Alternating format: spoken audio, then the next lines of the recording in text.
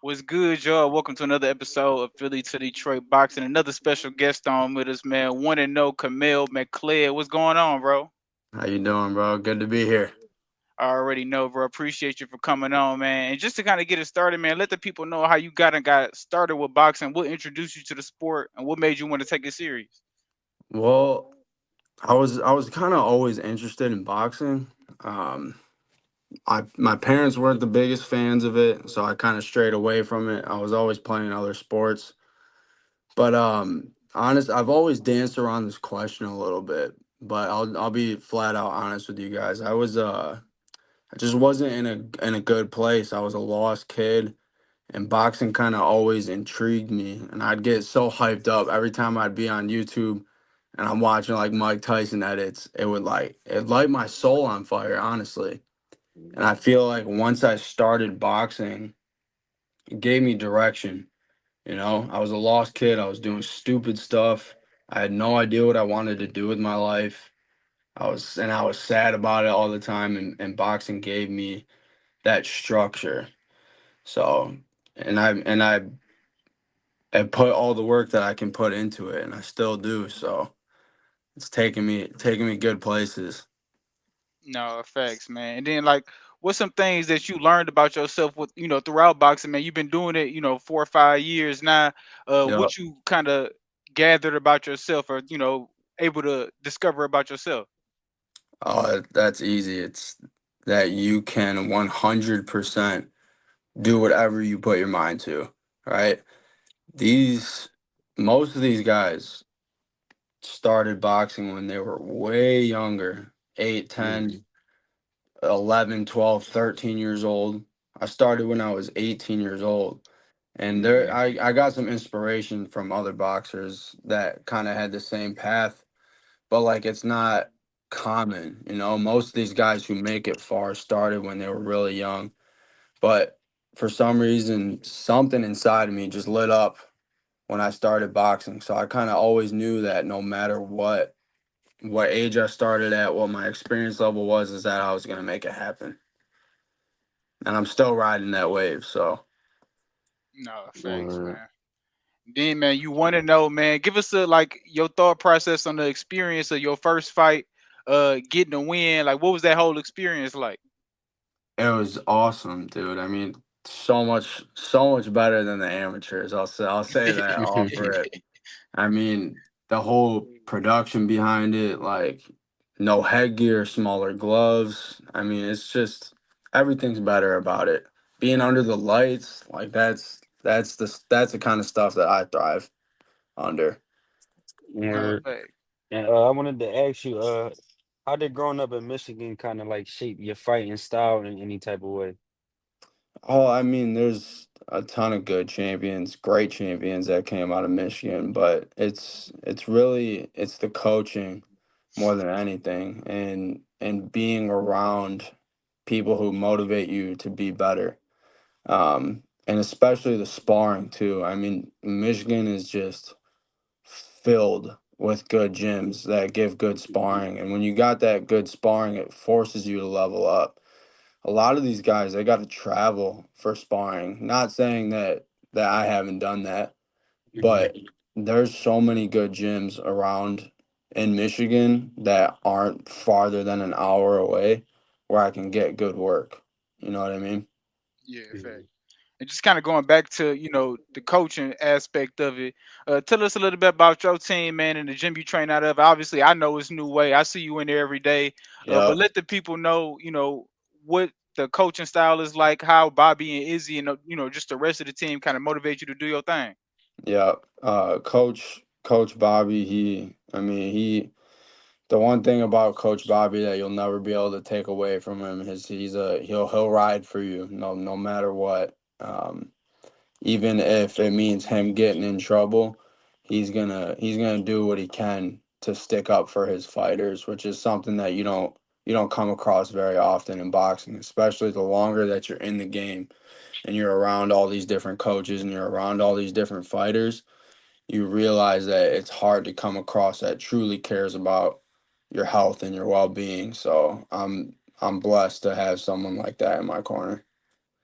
No, facts, man. Obviously, like I said, I see you up in there every day. I get to kind of actually see it in person, like when you sparring and just kind of seeing the coaches how he interact with you and things of that nature. I can see how he care about y'all, man. So like you said, it's dope to see. Yes, So sir. no effects, yeah. And then for what I seen, man, I like I said, I see you often. I see you spar a lot. Yep. From my experience and what I see, you look like more of a boxer puncher, man. You can really sit down on shots, but you do like to, you can sit on the outside and light some guys up too. And from your own mindset, man, what is your style like to you in your own words? I mean, I really I appreciate the art and the science behind boxing. You know what I mean? I'm a fighter at heart. I'm not afraid to sit down and bang it out with you. And sometimes I got to refrain from doing it in sparring. But the reason, and another reason, going back to your other question about the pro game, that's why I love the pro game so much more, is now I have time, right? I have time to set things up, I have time to set traps.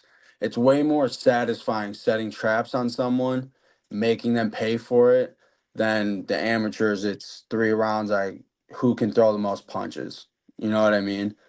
So yeah, I do box more than I fight sometimes, just because I appreciate the science behind it. Now, does that mean I'm just throwing my jab here and there and that's it? No, I like to put my hands together. But yeah, I appreciate the science behind boxing. So Oh yeah. At what age do you feel like it kind of hit you where basically you decided you was going to try to feed your family with the sport? immediately, immediately after the very first boxing session that I had, it was a no-brainer. I mean, the level of delusion that I had is insane at that point in time, because I just look back at those videos of my very first boxing session and I'm just like, how how did I have this belief in myself? But I know why, because there was something inside of me that told me that this is exactly what I'm supposed to be doing and that I'm gonna take this as far as I possibly can. So No, yeah. it was no question. Yeah, and you like you Mhm. said, you very vulnerable with those videos. You post them all the time. About Well, your it's because I want people to know, especially with all the young kids at my gym, I want them to see that it's possible. Anything is possible when you put your mind to it. I was not good at all, and you've seen it from those videos. I could hit hard, and that was about it. But my feet were garbage. I didn't know how to throw a punch to save my life, but I had the determination to learn, and I wanted to learn. The willingness to learn has can't die. You know what I mean? No effects. Mm. And And they kind of be I kind of like when I see you post those videos, I be like, man, I'm about to stay let me get my ass in the gym, dog.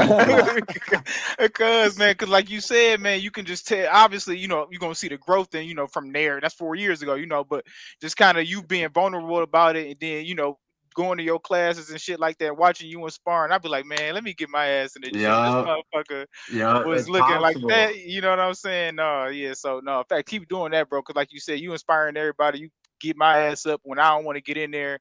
Yes, So sir. definitely appreciate it, my dog. No, I appreciate you saying that and acknowledging uh, that. where I wanted to ask you, like you said, you started boxing late at 18. Did you have to overcome any backlash from family? Obviously, when you decide to do anything late, Yeah, family always gonna have something to say. So speak about just the backlash, if you did have to overcome any backlash from your family. yeah, of course. I mean, no one wants to see their family getting hit, and especially when a majority ends up going to college Mhm. and kind of going more traditional route. And then out of nowhere, I'm 18 years old and I'm saying I'm gonna be a world champion one day.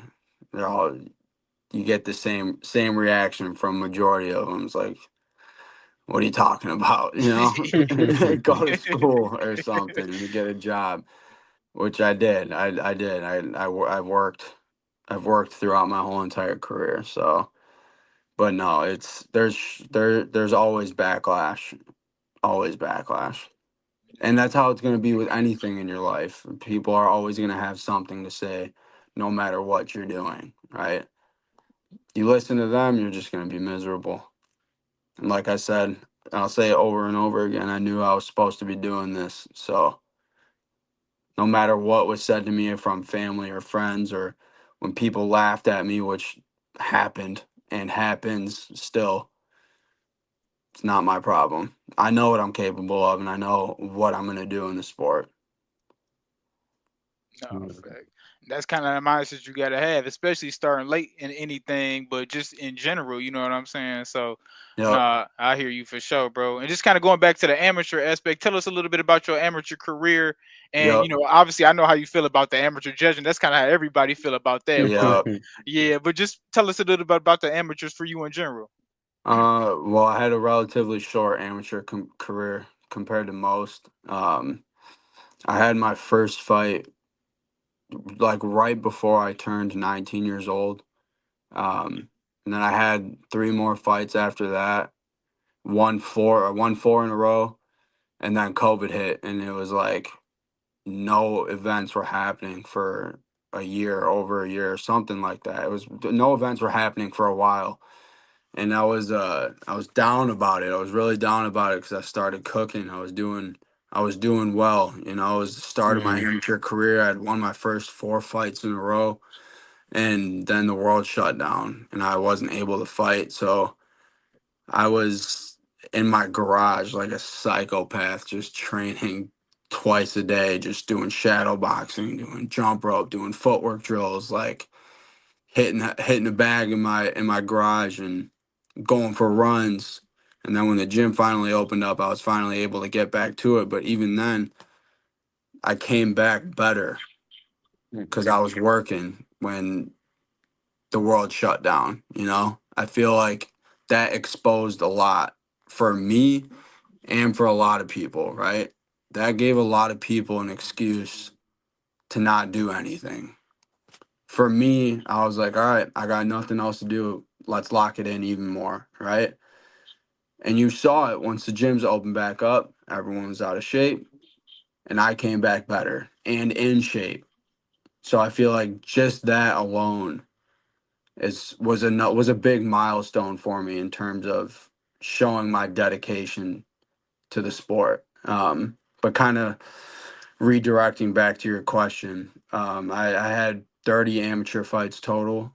Went 22-8. Two-time Golden Glove champion, Detroit Golden Glove champion in the open class.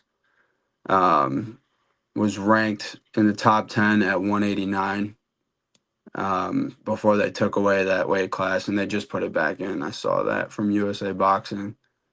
Yeah, I was always pretty much fighting people with way more experience than me. They were way older than me, so it's nothing. It's nothing to me to be fighting people with more experience. Right, right. And then kind of just before fights, do you get that like anxious or nervous feeling still? Uh, yeah, the nerves are always there, but for me, it's mostly because I want to perform. I want to Mhm. do well, and I mean, you're going into something knowing that someone else is trying to come for your head, right? So the Mhm. nerves, sure, they're there. It's those don't go away, but you learn how to deal with them, right? But with that being said, once you get into the ring, it's gone, right? Now it's time to hunt once you're in the ring. But prior, yeah, you get a little bit of nerves, but that's normal. If you don't, either one, you're lying, or two, you're a psychopath and you need to get your Or shit like Teddy checked. Atlas said. Yep. No, But fact. I wanted to going back to the COVID time, where like you said, everybody where all the gyms shut down. Do you kind of feel like that's where the game kind of started to slow down for you when you got back after COVID? Like you started to notice it slowed down. Yeah, I mean there wasn't much that I could do, I mean, I you can make huge improvements and just from doing your shadow boxing and whatnot, which I think a lot of fighters they lost track of how important shadow boxing is. I think a lot of them just look at it as a warm up, which it is, but it's a chance to visualize. You know what I mean? It's a chance to watch yourself in the mirror and see what you're doing with every single punch and seeing where your bad habits lie, right? The mirror doesn't lie. The videos that you take of yourself don't lie. Um, so yeah, it slowed down. I wasn't able to fight for a long time because no events were happening, but I did my part in becoming a better fighter with what I had at the time. Or, no, I was gonna Oh ask you, yeah, like who's some of the best guys that you've been in the ring with? Just some guys that you know you got to come on your A game whenever you're in the ring with them. Mm, I mean, all the guys that I've fought at national tournaments were all top tier. Even some of the local guys that I've fought in the Detroit Golden Gloves, all 3 years that I've fought in the Golden Gloves. I mean, you're always fighting at a high level, and regardless, I don't ever look at anyone different in terms of where I need to bring my A game. I need to bring my A game no matter what. That's just the way I look at it. I don't care if they have no fights or if they have 100 fights. I need to bring my A game because you guys know it's boxing. Anything can happen. no, facts. Anything can happen. You take anyone lightly, and boxing will expose you. No, Uh, facts. And then, man, how you kind of deal with like you might have an off day or a bad day in the gym, man. Obviously, it happens to everybody. How you kind of Yeah. deal with that and try to overcome that? Yeah, and that's funny that you say that because I was actually just having this conversation with someone. It's accepting that it's going to happen, and it's accepting the fact that you cannot be on point all the time, especially in a sport like this where there's a million different variables happening at once. You know, it's impossible to be on point, especially for your spars all the time. You're going to have bad days. That's inevitable. You're going to have days where you get your ass handed to you. That's inevitable, right? Instead of which I still work on myself because I'll lose sleep over a bad sparring session. But it's what can I learn from it? What can I learn from today? What made this day off? Was it my footwork? Was it my speed? Was I tired? Why was I tired? Or was it just an off day and what do I need to learn from it?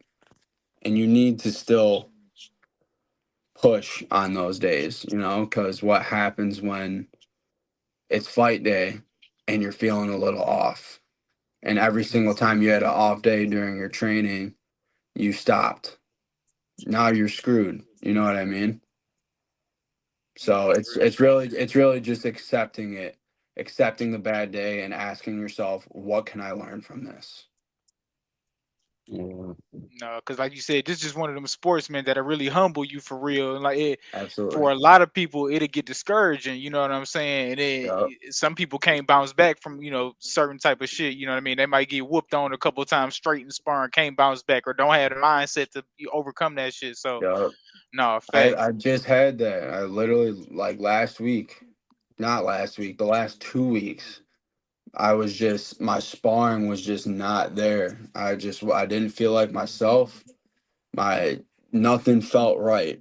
But I just knew that this is what boxing is about. That you're not gonna have good days all the time. And lo and behold, you keep pushing through. This last week I've been on point in sparring. Cardio's on point, timing's on point, skills on point, head movement on point. You gotta push through those days. No, man. Yeah, and then, another question I've been kind of asking everybody, man. 'Cause I just love to hear people's input on this. Just kind of how they balance that, just life in general, man. Obviously, Yeah, you trying to be an elite athlete, man. You doing your thing right now. But obviously, you still a young guy. You got friends, family that you obviously love and want to see yeah, and take care yeah. of. How you balance the two? So it depends, it really depends on where you're at with your career and what you got on the come up. I'll say this for certain. When you have something on the come up, you have a fight lined up. there is no balance. There's no balance. At least for me, right? My friends know I'm probably not hanging out with you guys. If you call me, there's a solid chance that I'm not answering unless you need something urgent from me. I'm probably not going to answer. Um, when it's time to lock in, there's no balance. This is your life, I have zero problem with that. I love it that way. Because it's the only way it can be. Now, don't get me wrong. There are times where you need to do something recreationally that you enjoy. Like for me, a good chance for me to slow down is to get a round of golfing. It gives me a good chance to slow down the pace that I'm used to from boxing. But I'm not hanging out when I'm getting ready for a fight. I'm not kicking it with anyone. I'm at the gym. I'm doing my work. I'm training, and I'm home and I'm sleeping, and that's it. Right, facts. That's kind of how it got to be, man. Like you said, I see you all the time, man. I was just saying this to Marcos too, man. Like y'all are super disciplined, man. Y'all do shit, y'all don't have to do to prepare for fights and shit like Yep. that. So no, man, y'all really doing y'all thing, man. Obviously you got a fight coming up next month. Yes, How you kind sir. of preparing for that, man? Yeah, second pro fight. What's the mindset like? How's camp going? Let the people know how you feeling. I'm locked in, dude. That's really all there is to it. I'm training harder. I'm training smarter too. My sparring is on point. I'm lining up my sparring very well and close to fight time, so my body and my nervous system are prepared for that day and that time. My miles are getting faster. My legs are getting stronger, and I'm ready for anything. I swear, dude. I know it took a lot of delusion for me to get to this point, but I swear I'm at the mindset where you can literally put anyone in front of me, and I don't care. I'm ready to go. No, yeah. And how you feel like kind of going off that, man? Like I guess explain kind of what it took to get to that point, to get to the point where you at, where it's just like I'm confident more than ever. You know what I mean? Like you said, you don't care who they put in front of you at your weight class. It could be a world champion right now, but your mindset right now is like it don't matter. Like, what did it take to get to that point? A lot of years of preparation and a lot of years of bouncing back, bouncing back when it felt like the world was tumbling down on you, when it felt like there was no progress being made in your boxing, when it felt like nothing could go right for you, and you persevere through those moments and you get better. That's where the confidence comes from, and the confidence also comes from knowing that you did the work, right? The nerves are they're going to be there, right? It's a fight. You're going to be nervous. But those nerves need to come from I want to perform to the best of my ability, not and those really simmer down when you prepare and you know deep down in your heart that you did not skip your workouts, you were on point with your diet, you did your road work, your sparring you didn't miss out on. This is where the confidence comes from. So if I know that I put in the work, whatever happens is supposed to happen from there on. No, real shit. Just speak on 2025 and just kind of your goals, just specifically just for 2025. My goals in 2025 are to fight as much as possible while staying healthy. That's the brunt of it. I'm staying ready. I mean, I've always trained. There was no really breaks in my training. I've always just always staying in good shape. Yeah, my goal is to fight as much as possible while staying healthy. I mean, obviously, it's kind of hard to put a number on it right now, but do you have a kind of a goal about the amount of fights you want to take in 25? Yeah, I'm shooting for 5. Okay, yeah. Yep. Yeah, and then I also wanted to ask, man, what do you think kind of set you apart from the other prospects in the game, man? Um, just kind of, just from your point of view, what set you apart from the rest of these guys? Well, the thing is we're all prospects for a reason. You know, we all had the same dedication that got us to this place, and I have a ton of respect for everyone in the game. It takes a lot of guts and it takes a lot of sacrifice to make any name for yourself in this game, even in just the amateurs. You know what I mean? Um, what separates me is purely, I feel like, my dedication. It's hard to really explain the level of passion that I feel for the sport and how clearly I'm able to see what I'm able to do in this sport. Um, no one pushed me to be into boxing. It was purely myself. So a lot of these guys were pushed into boxing. Their family was boxers. Their dad was a boxer. Their brothers were boxers, or wherever it may be. They didn't get to see the vision for themselves. They had it set up for them. I didn't. I had to come up with the blueprint for myself. I had to see it clearly for myself. I didn't have outside motivation from people that were close to me to push me, and I think that's what separates me. No, real shit, man. That's just like you already start. Like in boxing terms, you got a late starter already. So, you know what I mean. Yeah. You already got to have that mindset for sure, man. Yep. Tell the people what weight class you fighting at, and then do you like? I know you stay in shape, but is it Yep. difficult making weight, or is you okay making weight each time?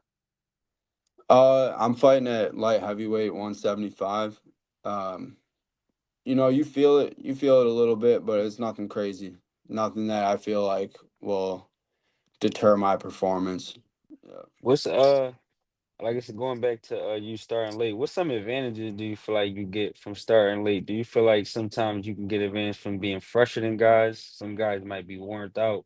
Some guys at Yeah. 18 been Yep. fighting for 13 years Yep. already got Absolutely. 100 fights, then fought Yep. 100 people. You might be a Yep. little fresher, body could take a little more at this point in our life.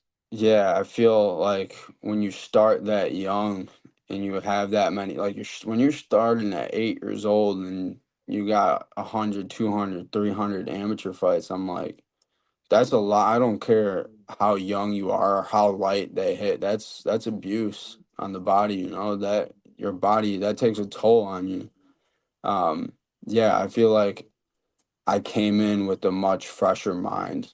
I when you're starting something that young, everything becomes ingrained. When you're in the amateurs for so long, there's so many great amateurs that did not make good professionals because they're stuck in the amateur style. I feel like it's impossible for it not to be ingrained in you somewhat. Obviously, there's a ton of great world champions with 200, 300, 400 amateur fights. But those guys are a little bit different. Those guys are over the pond. They're in Europe, and their styles are much different than compared to here, I feel like. So I No, feel that's like facts. coming in with a fresh mind and knowing that the pro style is going to be what suits me the best at 18 years old, 19 years old, really allowed me to grow into that professional style. No, facts. I feel that for sure. And then man, what's where does Camille see itself 5 years from now, man? I know it's kind of hard to kind of you know brainstorm that far out, but Nah, hey, I did it once. I've done it my whole career. I see I see myself being a world champion and at the very least getting a world championship shot in 5 years, 100%.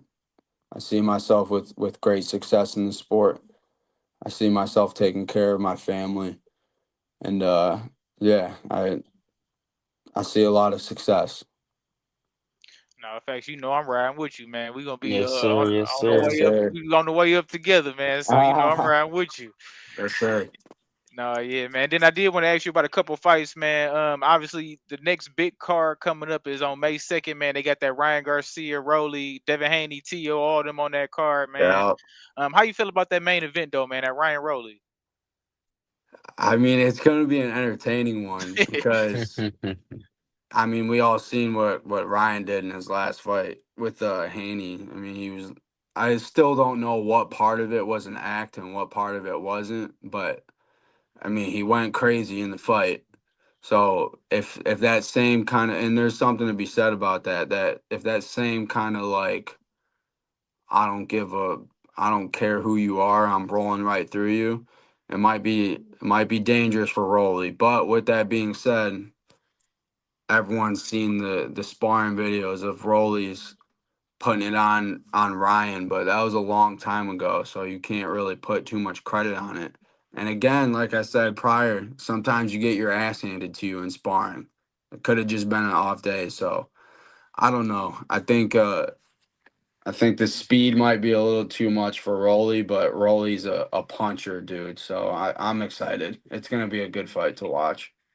No, yeah, I'm expecting somebody going down. It ain't gonna Someone's be. going to Yeah, sleep. that's a knockout Yeah, type A of somebody fight hundred for going percent. down. sure. Yeah, 100%. So everybody expecting Devin to get the win against Jose Ramirez. Obviously, Jose, a former world champion, probably not. It's not gonna be Yep. an easy fight Yeah, for him former though. unified world Yeah, champion. former unified world champion. So Yep. obviously not gonna be an easy fight. But we're gonna be hypothetical. Let's say he get the win, and Devin and Ryan have already signed a rematch. Let's Just in case go. they both win. Yep. What you think about the rematch? Between Haney and Ryan you're talking about? Yeah, Well, here's the thing is if Ryan was able to do what he did and he was drinking and partying the way he says he was, if that is true and he did what he did to Haney, I don't feel like it's going to be much different if a super disciplined version of Ryan shows up. If a disciplined version of Ryan shows up, then it might be even worse. But I don't know. Who knows? I think it's. I didn't expect it to be like that personally. I thought that at that time that Haney was just gonna show his masterful boxing like he always does. But sometimes when you get clipped by someone who doesn't care about you and wants your heart, sometimes you fall apart, and that's kind of what happened. So we'll see. no, we kind of say that all the time, man. Sometimes the toughness will beat the talent, man. Like Yeah, sometimes you could be a lot more talented than the guy, but he just wanted more. Yeah, a hundred that's percent, okay. He a just hundred wanted That's percent. more.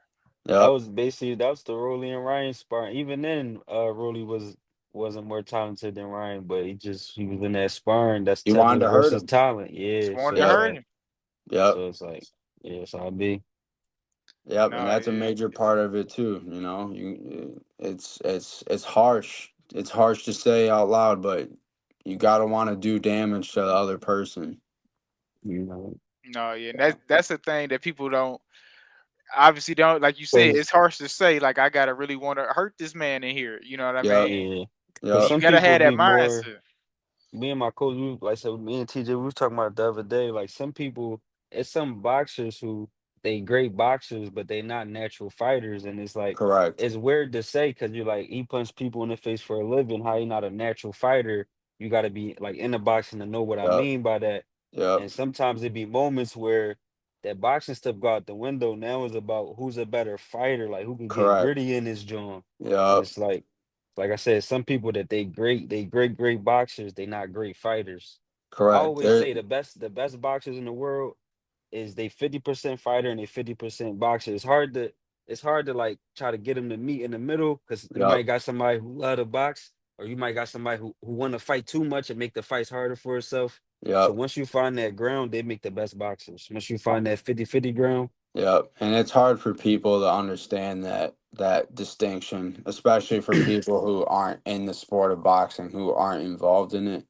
They don't really understand. They think it's the same exact thing, but mhm, I feel like that's one thing that I also had that we talked about earlier that I got mhm, going for me is I love to box, but I also really love and enjoy fighting.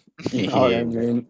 Especially when it's calculated. Shout out to my boy Mo. I I was just know about to say my guy Mo. when him and I are sparring, like we're sitting in the pocket and we're banging, but it's calculated.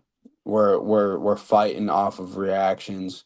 We're moving our head nice in the pocket. It's fighting rather than boxing. It's So kind of like the Tank Roach fight where they both was aggressive, but correct. it was technical power punching like in the pocket and just Yep. trusting a defense and trusting what y'all was going to be throwing out. Yep. Exactly. Exactly. What was your take on that fight too? Did you obviously we got the controversial That was a knee? knockdown. That's a You say it knockdown. was a I'm knockdown. Okay, sorry. yes.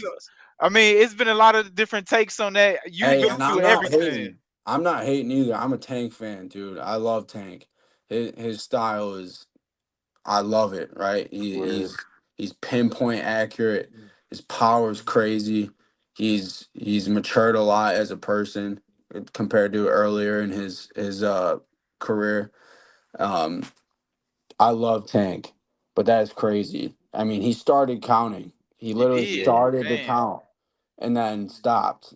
I was like, "What is happening?" And then Roach, God, bro, what a fight this Dog. dude put on. This guy, he obviously respected the power of Tank, but he was like, I'm stepping to you. I know you're a knockout puncher and I know you're dangerous, but I'm going to step to you. And he had great success. Roach gained a new fan from me. That Yeah. person. I think I think that was one of those fights where sometimes for the underdog, they best chance of winning might also get them highlighted, KO'd, and like Correct. being meme forever. But that's Correct. also your very best chance at winning. And I feel Correct. like that's what that fight was, where going right at Tank, you probably be like, what? That's not you. You won't get knocked out. But it's like Yep. you kind of gotta show no respect, and that's For kind of how sure. you gonna get the respect in there. 1000%. And that can play a toll on a puncher sometimes too. When you're the one who's used to pressing everyone back, and then all of a sudden you got someone with a good base and good defense that's holding their ground against you, and they're clipping you with shots. I mean, that shoulder roll from Roach was nasty. Man, That was beautiful all night. textbook all night, textbook. And when you're getting clipped like that, and you're not used to getting clipped like that, that plays a toll on you mentally. But And he yeah, the showed a whole good he showed a good chin too. I feel like he got hit with like I for said, he got sure, hit with some hot stuff, man, that other for people was sure. going down off of. He just never went nowhere. For sure. Yeah, I got a ton of respect for those guys though. Regardless of what happened, I got the ultimate respect for anyone who steps in the ring. No, yeah. How you see a rematch going? They both are in tune with a rematch. Probably not gonna happen next from what we believe, but in Yep. case it does, how you feel rematch going? Well, you already know Roach is gonna be confident, in that he just went 12 rounds and possibly beat one of the most dangerous fighters on the face of the earth right now. You that unlocks a new level of confidence. So I Mhm. expect a confident Roach for sure, and 100% is gonna fight better. I mean, you unlock a new level of skill when you compete at that high of a level against that dangerous of a person. And with Davis, I mean, you already know he's gonna be coming hot. He's gonna be coming 10 times harder to come for that win. So I would expect fireworks for sure in the rematch. That's gonna be a good one too. Again, it's hard to kind of choose because like I said, even before the fight, I was like, man, I'm watching because my Roach she put out like the little vlogs each week or whatever, Yep. and I'm watching each vlog and I'm like, man, he's super confident, man. I don't know, bro. Man, I'm like, he yeah, is dude. super confident, and he's known Javante their whole life. He's fought him many Yep. times in the amateurs. They know each. They probably sparred countless times. Yep. So he know the man. So it's not like he was seeing anything new. You know what For I'm sure. saying? So Yep. I think it's gonna be a good fight. I feel like I am still leaning Tank a little bit, just possibly because who he is and what he brings to the table. But I Yep. don't think I think it's another 12 rounder just because I just believe in Roach now. Yeah. Um, so I'm His waiting on it. his skill is top notch, dude. I feel like I learned a lot from Roach in that fight. One of the points being balance. I mean, his balance was impeccable. I mean, he was always in position, always in position to hit. He wasn't falling over. Like his base was just strong. You know what I mean? His defense was crazy too. No, facts, facts. Oh yeah, It's gonna that be a was. crazy one. Yeah. And how you feel Uh, about Bud Crawford and Canelo, man? You think he can make the jump?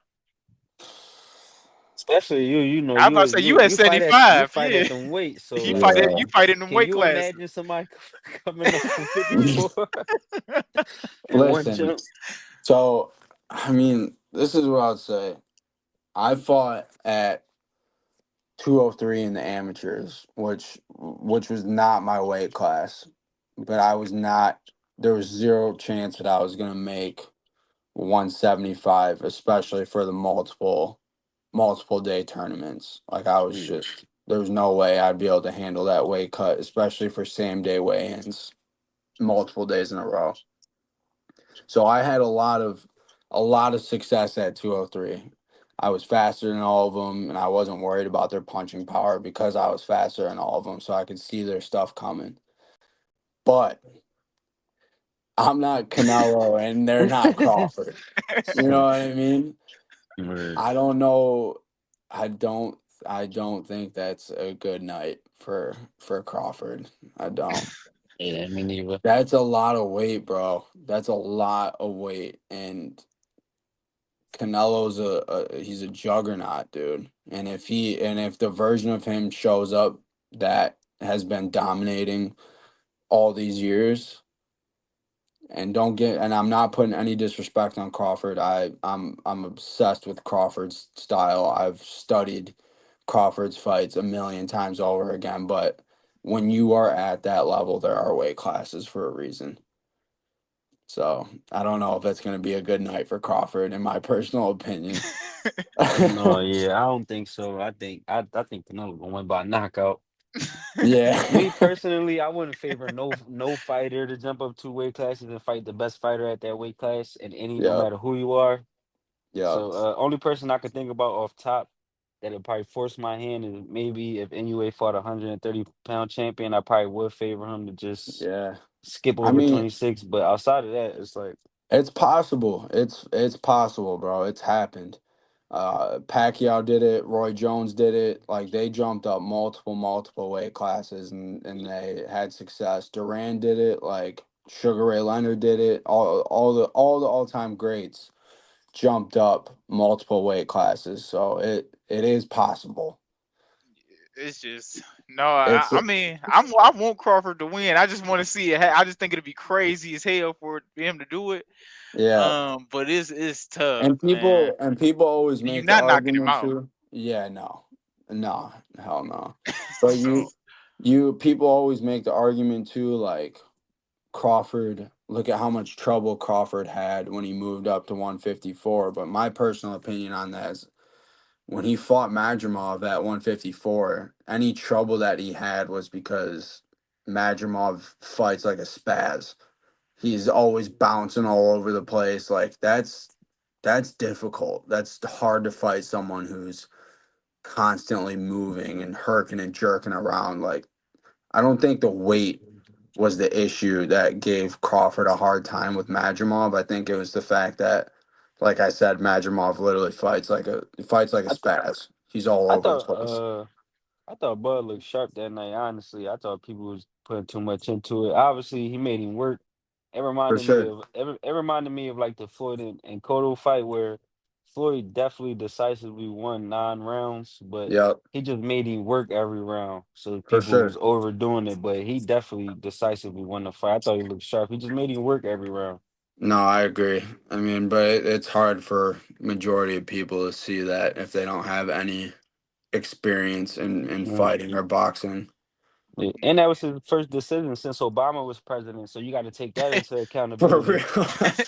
You got to take that into accountability. People not literally the last time we seen him go 12, my man Barack was in office. So, Yeah, we kind of got used to him figuring you out and then for just starting to sure. whoop your ass after that. So For we seen a sure. guy that it wasn't that you wasn't just about to figure him out and then start beating Yep. him up. And people switch up quick, dude. People switch Oh Sure, up my sure. quick. god. It's crazy how fast people, and this is another reason why I stressed, especially to the young kids, to stick to your ground and do what you're gonna do and believe in yourself because people will switch up on you like this. You lose a fight, you change direction in your life, and people will switch up on you. You gotta stick to yourself and stick with the people that believe in you. Yeah, bro. Let the people know where they can find you at, man. You guys can find me on Instagram and TikTok. It's my last name and my first name together. So it's MaKledKahmel on Instagram and TikTok. My God, Kahmel Makled, 1-0, bro. And announce the date that you fight next month. April 18th at the Hype Athletic Center in Dearborn, Michigan. You already